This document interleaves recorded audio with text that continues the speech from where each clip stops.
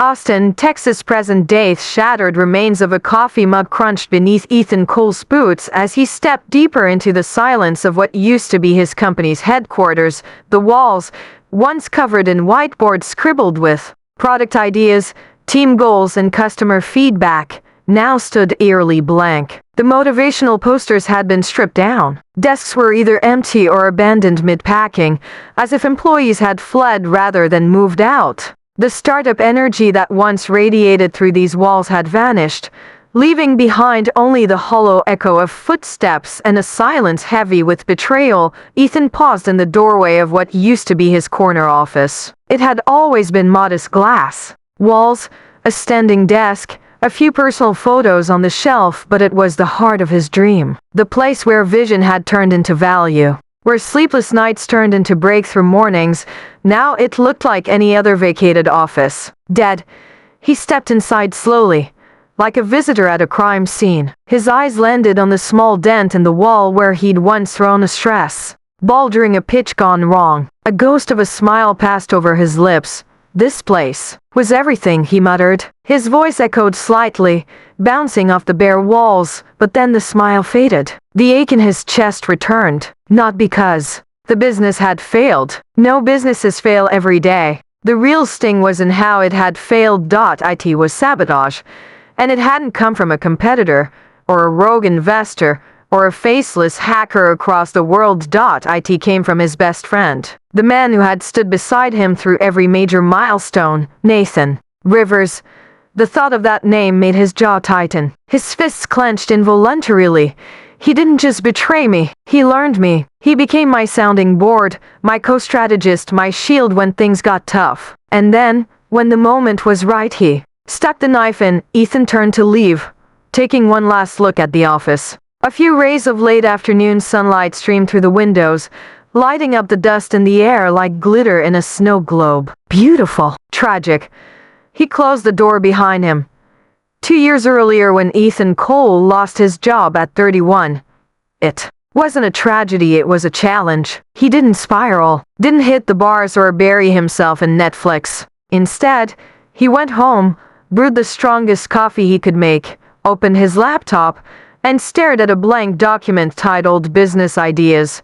He wrote for hours. Wrote until the coffee went cold. Until the sun rose. Until his fingers ached. 6 weeks later, he launched Brightstream, a SaaS platform aimed at helping small e-commerce brands streamline customer service using smart automation and analytics. It wasn't flashy, but it worked, and Ethan believed in it with a conviction that burned through every doubt. The early days were brutal.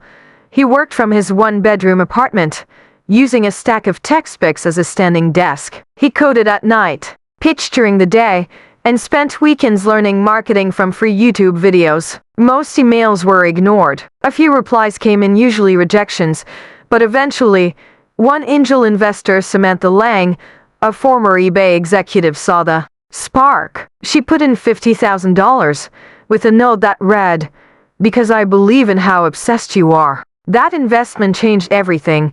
The first wins with Samantha's backing. Ethan hired his first 2 team members, a UX designer and a back-end engineer. They rented a co-working space in East Austin. The walls were plastered with sticky notes and cheap inspiration quotes, but to Ethan, it felt like Silicon Valley. Momentum came slowly but surely. By the end of their first year, Brightstream had 300 paying customers and revenue that justified a seed round. The media started to notice. TechCrunch wrote a blurb. Austin startups featured Ethan in their 10 founders to watch. That's when Nathan Ray entered his life. They'd gone to college together, same business classes, same dorm parties, but hadn't kept in touch after graduation. So when Nathan messaged him on LinkedIn, congratulating him on Brightstream, Ethan was surprised. They met for coffee. Nathan was charismatic, charming, and well-dressed in a way Ethan never was. He had been working in corporate strategy for a Fortune 100 company, but said he was itching to build something again. They talked for hours about product market fit, about culture, about ethics in tech, and just like that, the old college acquaintances became fast friends, brothers in business. Over the next few months, Nathan started hanging around the office more. At first, just for brainstorming, then for user interviews. Then he started helping with investor decks. He had a way with words that Ethan admired. He made pitches sound magnetic. He made Ethan look like a visionary. Why don't you just come on board? Ethan had asked one night after beers. Nathan grinned. You sure? Because if I'm in, I'm in. Ethan didn't hesitate. I wouldn't trust anyone else. He offered Nathan the role of COO. The board approved. Everyone celebrated. And from that point forward, Ethan and Nathan were inseparable. Weekdays were for war rooms. Weekends were for barbecues. Their families got close. Nathan's wife, Claire, even helped Ethan's sister plan her wedding. They went from friends to brothers. At least that's what Ethan thought. The first red flag was subtle at first. An odd accounting discrepancy. A marketing campaign launched with messaging Ethan hadn't signed off on. When he brought it up, Nathan brushed it off. Growing pains, he'd said. We're scaling fast. These little hiccups are normal. Ethan wanted to believe him. After all, Nathan had more corporate experience. Maybe he was just being paranoid. Then one of their early employees, Laura, bright, talented, deeply loyal, resigned abruptly. In her exit interview, she'd said, "There's a trust issue on the leadership team." Ethan had blinked. With me? She looked down. I think you know who I mean. He did, but he still didn't act, because admitting the truth meant questioning everything. And questioning Nathan felt like betraying family. The Toast Company closed its series around that fall. $6.2 million led by a respected VC. The biggest win of Ethan's life.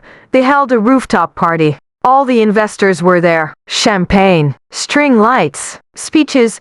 Ethan took the mic and looked at Nathan, who was smiling proudly. I couldn't have done this without you, Ethan said. To loyalty, to partnership, to building something real. Everyone cheered. Nathan raised his glass, but in that exact moment, Ethan caught something. A flicker in Nathan's eyes. Not joy, not pride. It was calculation. The kind of look a predator gives just before the pounce. Ethan blinked. It was gone. Nathan was laughing, clinking glasses with an investor. Maybe he imagined it, but deep down somewhere his gut had been screaming from he knew. The fall had already begun. 1 year earlier, Brightstream Huck Nathan stood at the front of the conference room, sharp in a navy suit, speaking with the authority of someone born to lead. The team hung on his every word as he unveiled a new sales strategy, streamlined, aggressive, and heavily focused on enterprise clients. Ethan, seated off to the side, watched with a sense of pride and unease battling inside him. The strategy sounded brilliant, logical, scalable, but it wasn't what they had discussed. After the meeting, Ethan pulled Nathan aside. Why pivot to enterprise now? I thought we were focusing on customer retention for small e-coms. Nathan smiled. We are, but the real money is upstream. If we wait too long, we'll get boxed out. I moved fast because the opportunity's hot. Ethan nodded slowly. Just sloop me in next time, yeah? Of course, Nathan said with a disarming grin. Always. But he didn't. Not really. Building the web over the next few months, Ethan noticed a subtle shift in the company's culture. Nathan was gaining influence not just with the team but with the board. He had a way of talking that made you feel like he had the answers. And when things went wrong, he never seemed to be at fault. Departments began to report directly to Nathan without Ethan's knowledge. Budgets were being reallocated. Marketing strategy took on a tone Ethan didn't recognize. Flashier, riskier, louder. One day, Ethan walked into a meeting late and found Nathan already leading it with the title slide reading, CEO Strategic Vision. Ethan was still the CEO, officially, but Nathan was the one people were listening to. Claire's warning gone weekend. During a casual dinner at Nathan's house, Claire pulled Ethan aside as they cleared the table. You trust him too? Much, she said, barely above a whisper. Ethan blinked. Who? She gave him a look. Nathan. He's not who he was when you met. Ethan laughed it off awkwardly. He's intense, sure, but he's committed. Claire hesitated. Just don't confuse ambition for loyalty. That stuck with Ethan longer than he admitted. The employee exodus by summer. 3 senior employees had quit within 6 weeks, all without notice, all citing internal dysfunction and misaligned values. Ethan called a one-on-one with Elena, their lead engineer and someone he trusted deeply. She hesitated before answering his question about the walkouts. People don't feel safe, she said. They feel like they're being manipulated, told what they want to hear, then blindsided. By who? Elena just stared at him. The silence spoke louder than words. Digging deeper, Ethan finally began reviewing internal documents himself. Budgets, emails, product roadmaps. He discovered contracts that had been signed without his approval, vendor relationships that bypassed legal review, stock options that had been promised to new hires, options he hadn't authorized. Everything led back to Nathan, but it was all technically within his CO rights. Ethan had granted Nathan too much autonomy, trusting, assuming, delegating. He confronted Nathan late one night in the office. "Are you trying to run this company without me?" Ethan demanded. Nathan didn't flinch. "I'm trying to save this company from your hesitation. You have vision, Ethan, but no edge." Ethan stared at him, stunned. "You brought me in to execute. That's what I'm doing. You're crossing lines." Nathan leaned in. "Lines you were too afraid to cross." The trap tightens after that conversation. Ethan started finding himself shut out. Calendar invites mysteriously vanished. Email threads were trimmed. Investor calls were rescheduled without him, and then came the ultimate blow. At the quarterly board meeting, Nathan presented a reorganization plan, one that suggested Ethan step back into a visionary founder role, while Nathan assumed daily operations as interim CEO. It wasn't a coup, not technically, but it felt like one. The board didn't vote. They discussed. Ethan left the room humiliated. Back at home that night, Ethan sat on his back porch with a beer in hand and a file full of printouts, emails, budgets, contracts. His dog lay beside him, snoring softly, blissfully unaware that Ethan's world was unraveling. He looked up at the sky. Texas stars. Clear, cruel. "I trusted you," he whispered to the night. "You were my brother." Then he opened his laptop. If Nathan was going to play this like a chess match, Ethan would stop playing defense. He would go hunting. 6 months ago, Brightstream Haken Cole was no longer a leader in the eyes of his company. He was a figurehead. The title on his business card still read CEO, but the power behind it had hollowed out. Brightstream had changed. The culture he'd fought so hard to cultivate, transparent, supportive, mission-driven, had grown cold, tight-lipped, political, and it all pointed back to Nathan. Ethan moved through the office like a ghost, greeted with forced smiles and darting eyes. Some of the newer hires barely recognized him. Nathan had built a new team, and in the process, rewired the company's DNA. But Ethan wasn't done yet. He wasn't going to let this betrayal go unchecked. The audit begins. Ethan hired a third-party forensic consultant under the radar, a discreet specialist named Lena Hart, who had worked with other startups dealing with internal fraud. She came in posing as a corporate efficiency consultant. "Find everything," Ethan told her. "Emails, contracts, code commits, vendor logs, whatever it takes." Lena didn't blink. "You think he's cooking the books?" "I think he's planning a takeover, or worse, draining it for something else." She nodded once. "Then we start now." Over the following weeks, Lena quietly poured through documents, tracing activity across Brightstream's digital infrastructure. Her updates were sparse but consistent. Misused funds, unauthorized bonuses, payments to shell vendors. Nathan wasn't just aggressive, he was strategic. He was siphoning money in legal gray zones so skillfully it could almost pass as ambition. Almost. Whispers from the inside. It wasn't just paper trails that betrayed Nathan, it was people. A disgruntled product manager, Anthony, reached out to Ethan through an encrypted app. "I don't trust Slack anymore," he wrote. They met at a cafe on the edge of town. Anthony looked exhausted, his fingers trembling slightly as he stirred his coffee. "I didn't know who else to go to," he said. "Nathan's planning something. He's negotiating with a private buyer, talks about spinning out Brightstream's enterprise division and selling it off." Ethan's heart sank. "That's our core IP." "I know. He's been rewriting contracts, shifting code bases. There's a whole shadow repo none of us have access to, except him and a couple engineers he brought in last month." This was bigger than sabotage. Nathan wasn't just undermining Ethan, he was gutting the company. The board meeting that changed everything. Ethan called an emergency meeting with the board. He didn't reveal everything yet, not until Lena's report was finished. But he laid down enough to cause ripples: financial mismanagement, employee manipulation, unethical decisions. Some board members were shocked, others skeptical. "He's delivered results," one of them said. "Whatever he's doing, the numbers are up." Ethan looked at them coldly. "For now. But when the foundation cracks, the whole house goes down. And when it does, you'll wish you listened." They agreed to postpone Nathan's official CEO appointment. It bought Ethan time, but not much. A personal betrayal back at home. Ethan scrolled through his messages and found one from Claire. "I'm sorry. I should have warned you sooner." They met the next day at a quiet park. Claire's face was pale, her words careful. "I don't know everything, but I know enough. Nathan's not just selling the company, he's hiding money overseas. Crypto wallets, offshore accounts. I saw the emails." "Why are you telling me this now?" Ethan asked, her voice cracked. "Because I can't watch him destroy you and pretend I didn't see it coming." For a moment, Ethan couldn't speak. The betrayal ran deeper than business. He trusted Nathan with everything: his company, his family, his future, and now, even his marriage was falling apart. The breaking point: Lena delivered the full report 2 days later. Over 200 pages, documented evidence, timeline, financial trails, deleted files recovered from servers Nathan thought he'd buried. Ethan read it cover to cover that night. Every detail another stab in the back. The shell companies, the fake vendor names, the quietly edited board documents. He shut the folder and stared into the dark. It was time.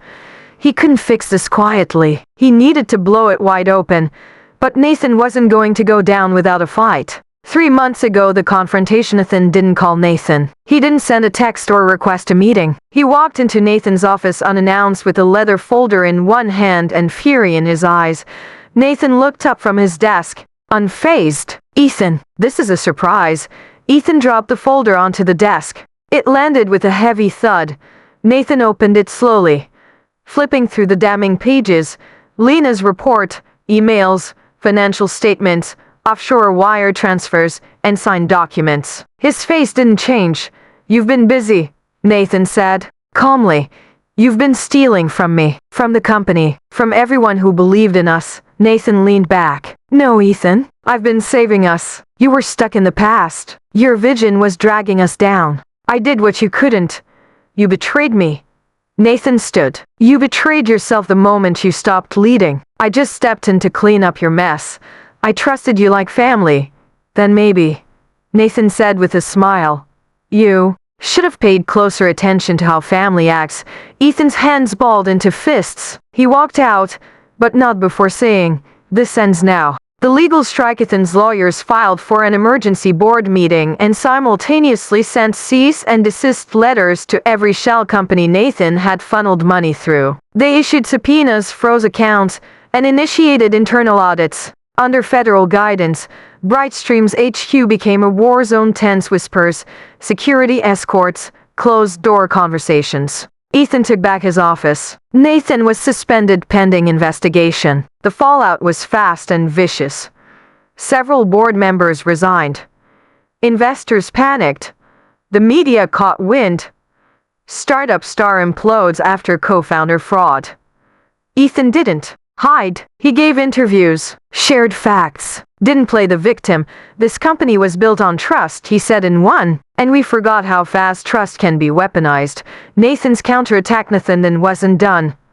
He lawyered up, filed a wrongful termination suit, released internal emails selectively edited to the press, claimed Ethan was orchestrating a smear campaign to hide his own failures.